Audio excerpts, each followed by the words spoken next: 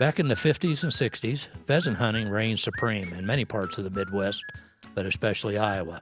Opening day had a special status as several generations would gather at the family farm or other coveted properties to match wits with the king of the upland birds.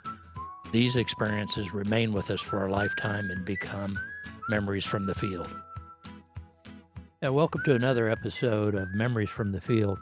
Tonight, we're happy to get a chance to talk to somebody that I've spent a lot of time with in law enforcement. We've, I guess, shared the road quite a few miles over the years before we both retired.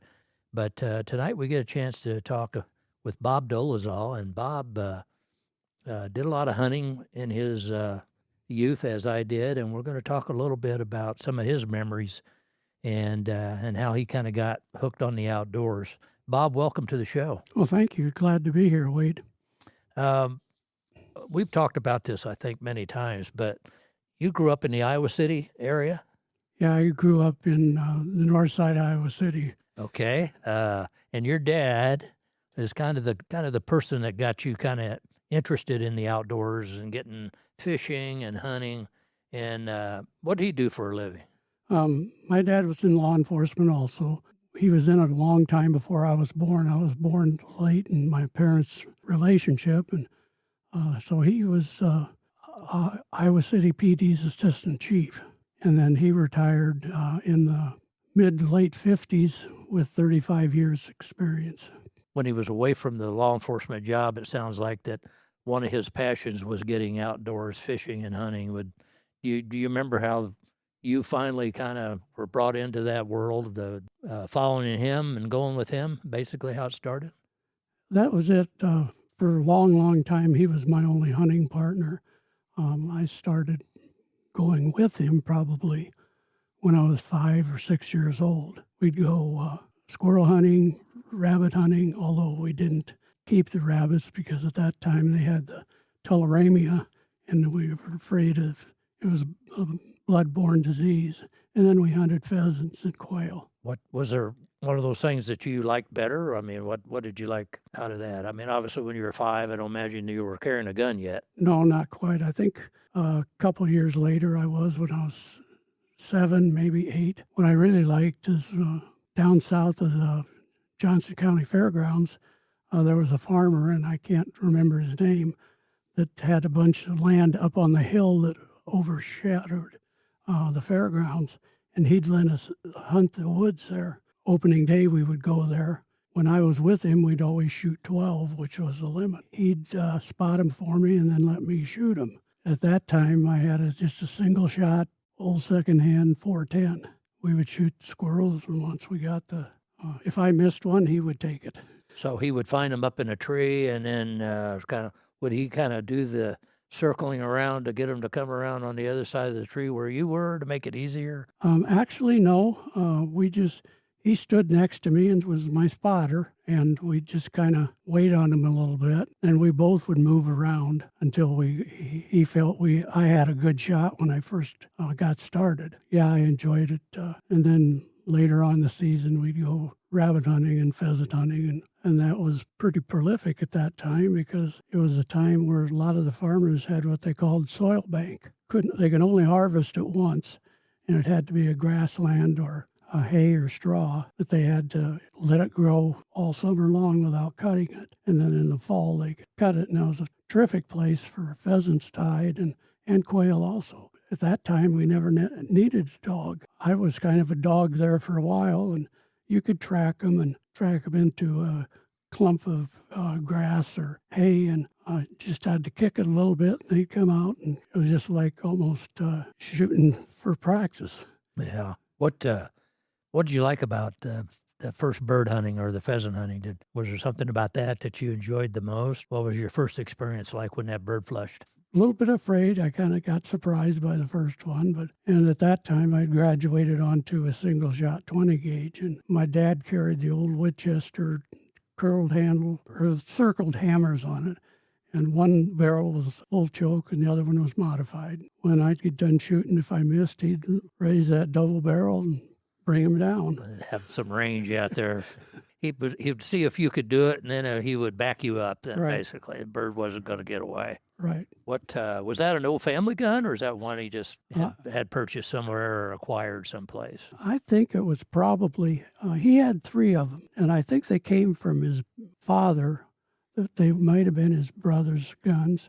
The only one that was not the Damascus Twisted Steel was the one that he shot.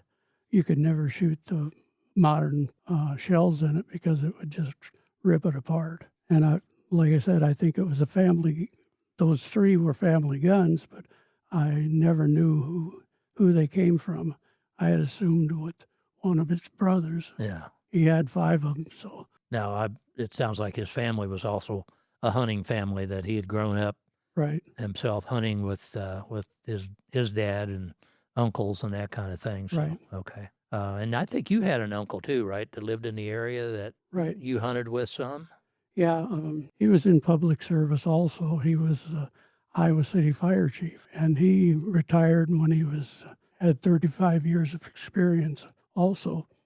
And he bought a small acreage south of Oxford, about seven miles. And he did the soil bank also because it was just kind of a hobby farm. And we would hunt there regularly. And of course, he knew all the people around there. I don't know if the name Jay Kinney means anything to you, but that was Kevin's dad. Okay. And he used to run the Iowa City liquor store back when the state controlled everything. My uncle's sister-in-law also owned a farm about a mile to east of where he lived, and we would hunt there also. Yeah, because I think one time you pointed out a farm that was like north and maybe west of Kevin's place at one time. I don't know why we were down in that area, but you kind of pointed out a farm there. Was that where your uncle's place was, maybe? Where you'd go north. What is that, Calkins Avenue, I think, and where Kevin lived?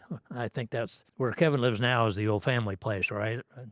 Where he grew up? No, he lives a mile to the east of the old family place. Oh, okay. His home place is just a half a mile north of where my uncle had. Okay, that's what I was thinking. Okay, Yeah. Okay. His dad had at the time I met them and everything, it was a hobby farm too. So Yeah. Did you guys ever hunt together before the sheriff's department times, growing up? no, we never did. And Okay. I don't know why. I never met Kevin till later on in life until, we both got interested in the public service. When you'd go hunting at your uncle's, obviously back then, opening day of pheasant season was like a national holiday, of course.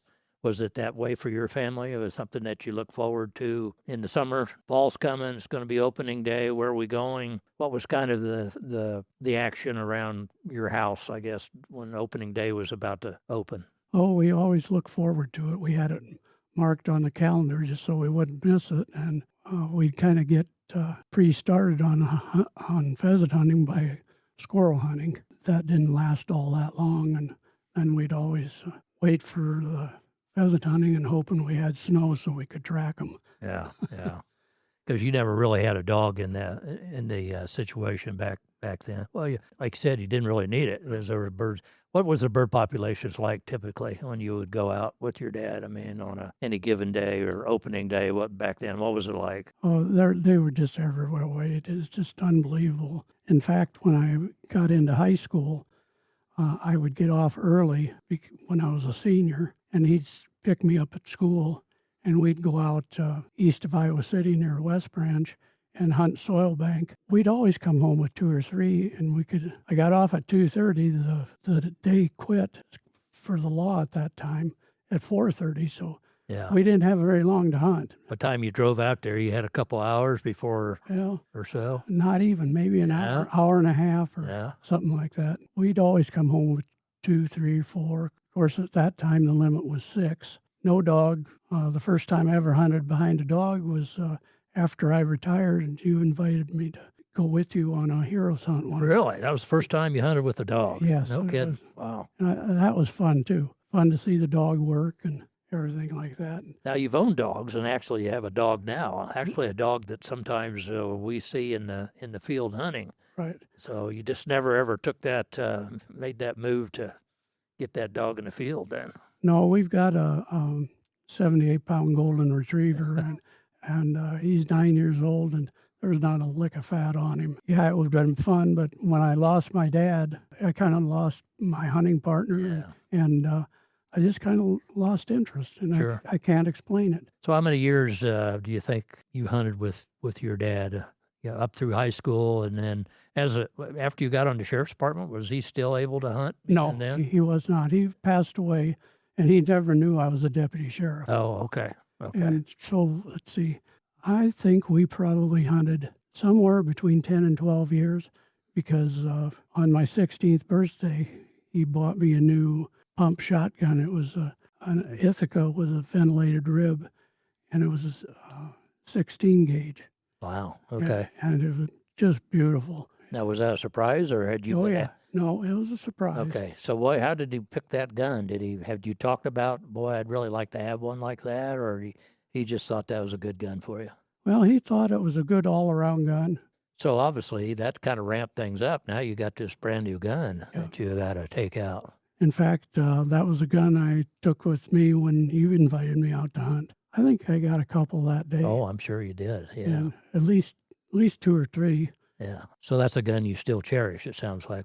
Yes, I do. I got it out and made sure it was all polished up and oiled up and was working real good when you invited me out that day. Well, we'll have to make sure it goes back into service maybe this coming fall again. And that's especially, now I don't know, you've been out of the county for a few years.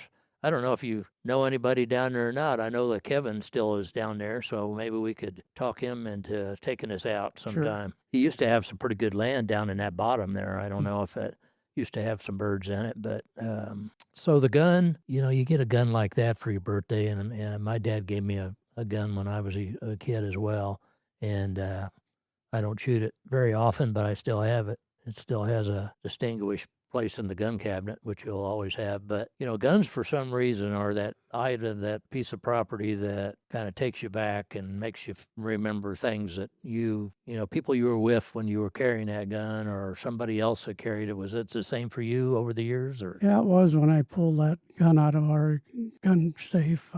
First thing I think about is my dad, because he gave it to me and he was my hunting partner, and we had a lot of fun together. My mom kind of knew that once 1st of September hit that we would probably be few and far between. She wasn't going to get many chores done around the house, huh? No, she wasn't, but she always, we kept everything we hunted. Dad and I cleaned it, and Mom cooked it, and she didn't mind cooking it. She was a great cook, and actually it was kind of a delicacy for us because how many people... they may shake their head at it, but how many people can eat all the squirrel and all the pheasant they wanted? Not many. But isn't it probably true that back at that time, a lot of people sustained their families on wild game. That was something that, maybe there was a sport about it that you went and you enjoyed it, but that game ended up feeding the family, and whether it was squirrel or rabbit or pheasant, and I don't know that that's so much the case now. Well, it was for us. We had a lot of wild game to eat.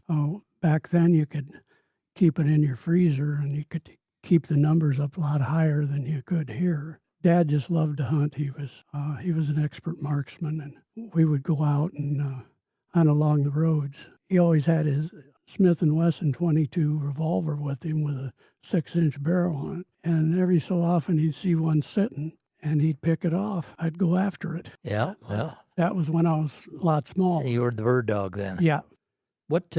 So typically when you hunted with him, would it just be the two of you, or would you pretty much take a buddy along or an uncle? Or when we hunted, we pretty much were just a pair. When we got out by my uncle's farm and his ground, one cousin would join us a little bit.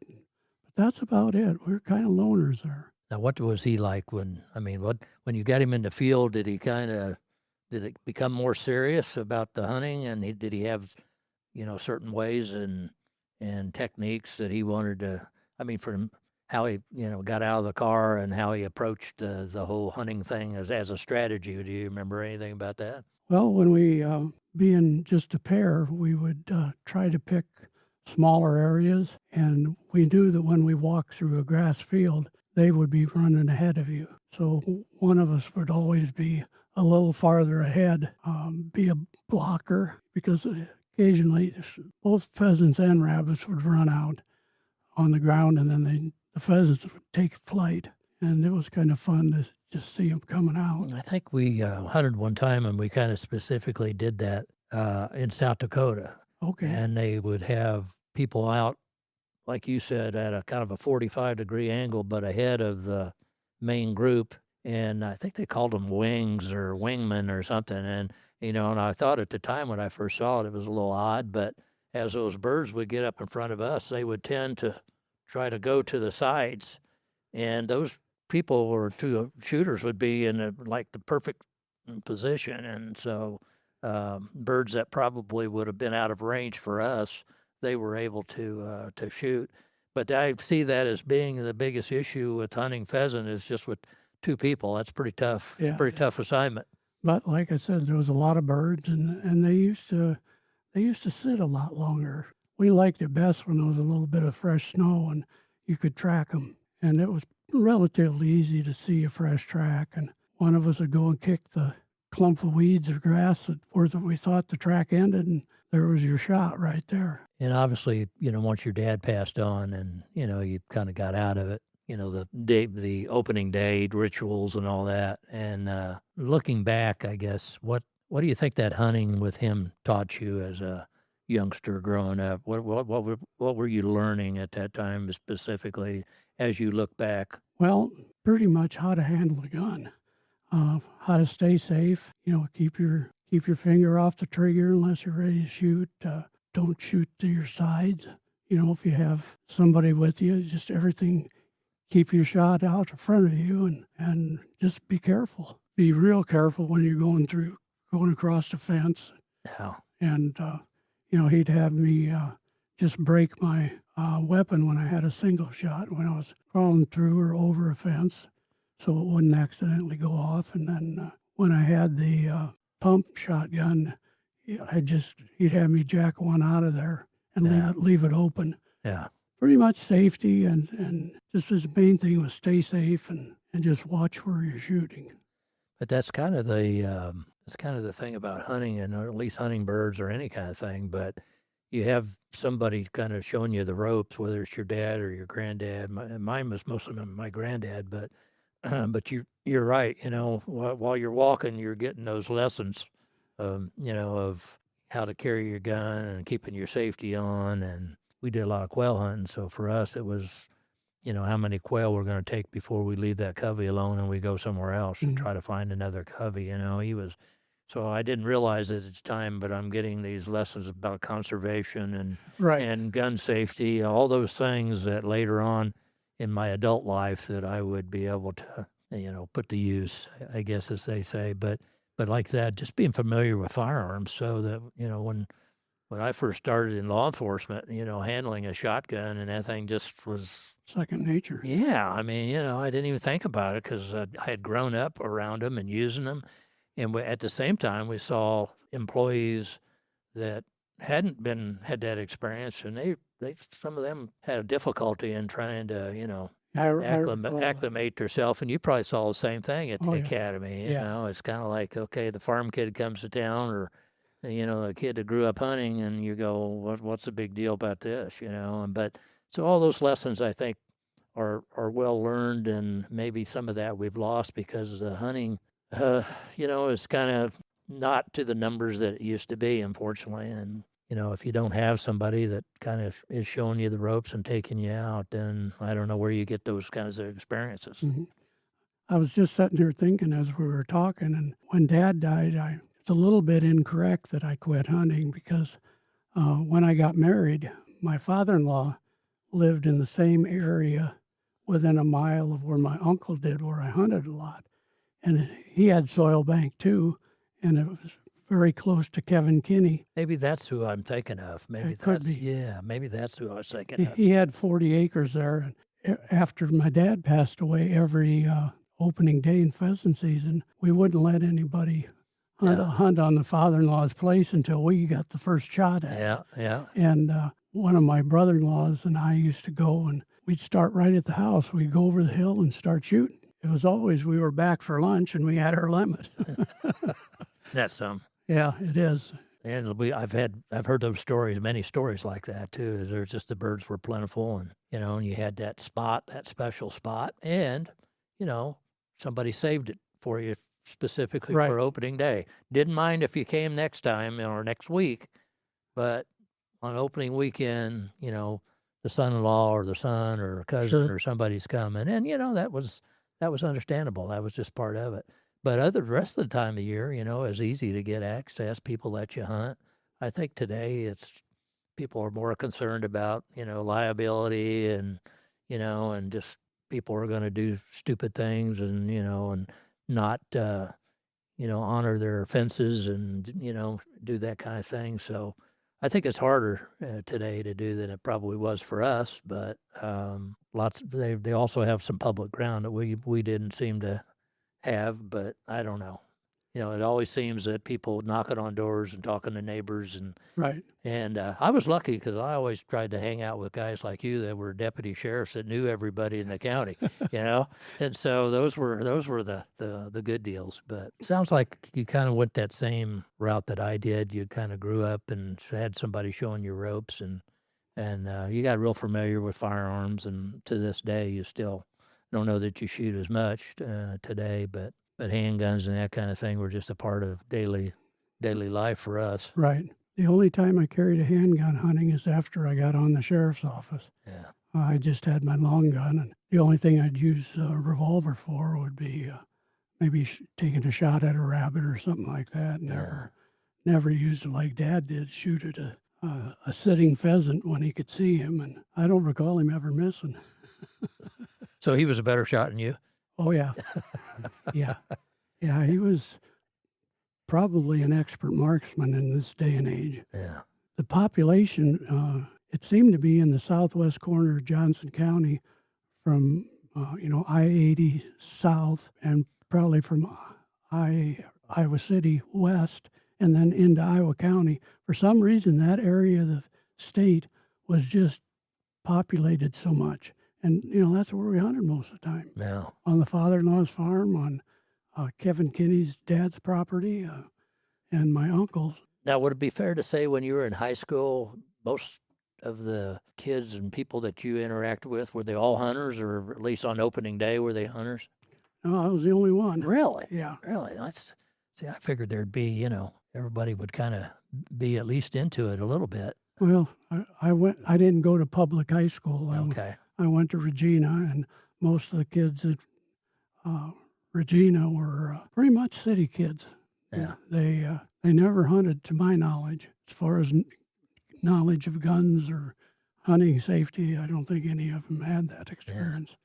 Did you remember anything, seeing your dad make any kind of like outlandish shot that you just couldn't believe?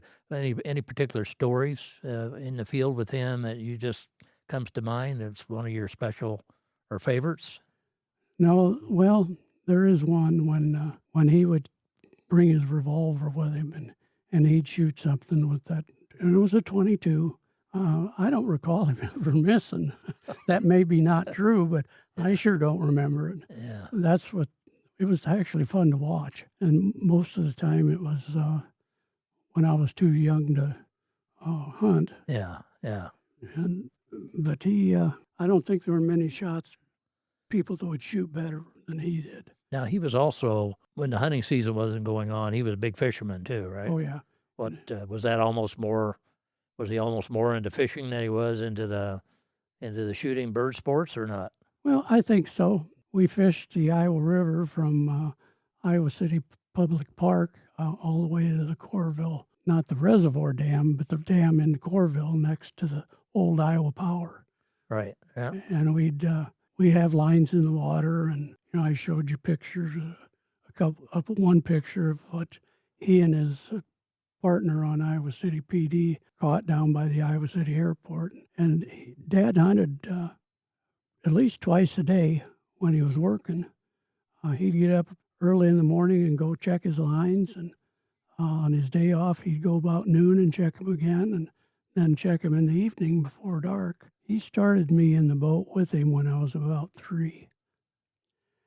And it's kind of funny. He, of course, back then the life preservers were not very much dependent on as they are now or enforced. And when I'd get in the boat, he'd tie a rope around one ankle and tie the other end to the boat. Because if I fell out of the boat for some reason, You'd have you tethered to the boat, huh? I was tethered to the boat. Really? And of course, then when I was a little bigger, he made me wear a life vest, and Yeah. I no longer the tether. But he's taking you when you're really young. Then. Oh yeah, very, very young. Now you showed me a picture of a 45-pound flathead. Yes. Was that the biggest one he ever caught? Do you think? Yeah, he didn't actually catch it. He was with his partner on Iowa City PD, and his partner was Gus Stimmel, and he lived in town, and they were fishing in their boat. I think they shared a boat, or either it was Dad's boat, right out in front of the Iowa City airport. He was fishing with a small glass rod, 6-pound test line, and a Zebco Model 11 reel, which is an extremely light setup, and he landed this 45-pounder. I know it's hard to believe. Wow. But we have the picture of it. So he would. It would be common for you to come home from school and he'd have a relatively large fish in the garage or something. Sure. Yeah. He always cleaned everything he got, and we had fish year round. In fact, he used to do fish fries for people or for relatives and friends. And we used to hunt north of West Branch, and there was a big farming family out there. We would do fish fries for that family because they let us hunt on their property. They had 3 or 4 farms, and the dad's name was Richard Crawl, and there's still Johnson County on the northeast side has a lot of Crawl members to the family. And they had tons of ground out there. You had plenty of places to go then. Right. You're talking about your early years in a boat, but would it be fair to say that your boat skills that you learned over those years, because later weren't you on the search and rescue boat for the sheriff's department? Right. Yeah, that's what I thought. At one time, they had me responsible for our 2 boats and all the boats that were farmed out to the fire departments. I think Hills and Oxford, Swisher, Solon had a boat. I think that was it. And of course, Iowa City had one also. Beginning of summer, I'd go around and check everything and make sure that everybody kept everything up to speed and everything was prepared. Did some training and that kind of thing for him on the river? Right. Well, see there again, you were learning a skill set that you would use later on in your adult life. You just didn't realize it. Right. Yeah. Yeah. I guess we talked about this already, but when you think of your dad, it sounds like that gun specifically, but is there something else that kind of takes you back into your hunting memories that are like your fishing rods or anything like that? Or is it just... Well, it's mainly we fished so much together, and, you see the rod and you think, gosh, I haven't fished much. And, we used to do it all the time. But yeah, that and the memories of going with my father.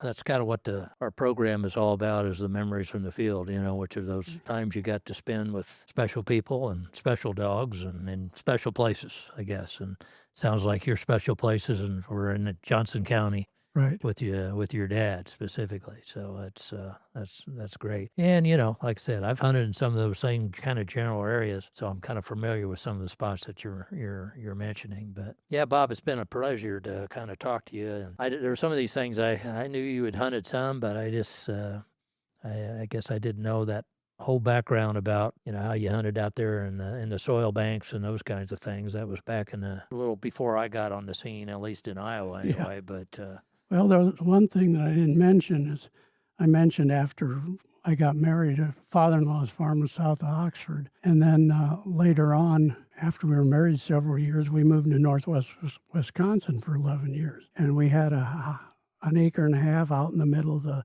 Chequamegon National Forest. My wife and I went, we deer hunted together. And I would always have her shoot first. And Wisconsin is kind of unique because you can put up your blinds and then you can feed the deer when you're hunting them. You can put a certain volume of corn out or feed out for them, and then you can hunt over that bait. She got every year she'd get a deer, and I can't remember how many she shot, but once we got a deer, we didn't hunt a lot because we processed it ourselves, and we had enough for the season, so we didn't go out and load up on stuff.